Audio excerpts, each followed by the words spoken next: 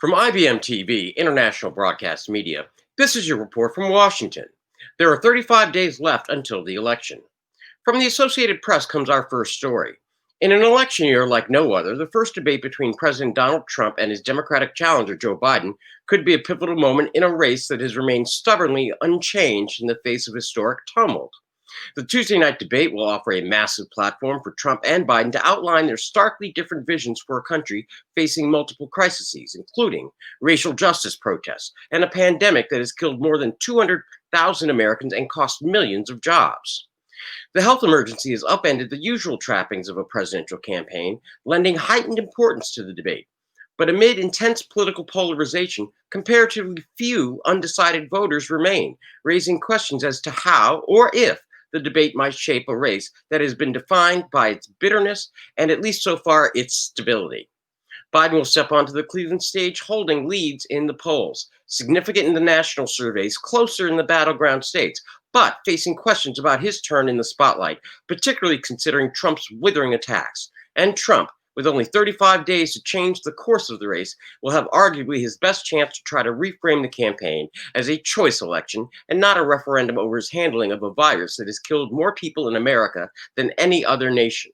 The debate could be shaped by an extraordinary confluence of other recent moments: the death of Supreme Court Justice Ruth Bader Ginsburg and the blockbuster revelations about Trump's long-standing hidden tax history, including that he paid only $750 a year in federal income taxes in 2016 and 2017, and nothing in many other years. Separately, House Speaker Nancy Pelosi is taking extraordinary steps to prepare for the 2020 election, seeking to increase Democrats' hold on state congressional delegations in the highly unusual scenario that the House is called on to resolve a disputed presidential contest. Quote, "We cannot leave anything to chance," Pelosi said in a letter to her colleagues, emphasizing the importance of winning House seats for Democrats, not just to expand their majority, but to prepare for the possibility that the House must settle the presidential race. She said she made the planning public after President Trump claimed recently that if the election ends up in Congress, he has the advantage over Democratic Joe Biden because Republicans control a few more delegations in the House. Quote, "It's sad we have to plan this way, but it's what we must do to ensure that the election is not stolen." She said further that Trump has shown he, quote, "will do whatever it takes to remain in power. Only a few elections have been decided in the House, and none since the 1800s. In other news, more than 1 million people have now died of the coronavirus worldwide pandemic, less than 9 months after the first death was confirmed in the Chinese city of Wuhan. The US, Brazil, India, and Mexico account for more than 50% of the total death toll. What's worse, cases in these stricken countries are still skyrocketing. India recently surpassed 6 million confirmed cases, and 95,000 people have died in the country, although Indian officials warn that these numbers may be woefully underreported. More than 141,000 people have died in the COVID pandemic in Brazil, the second highest total in the world, and the US tops the grim list with more than 205,000 deaths.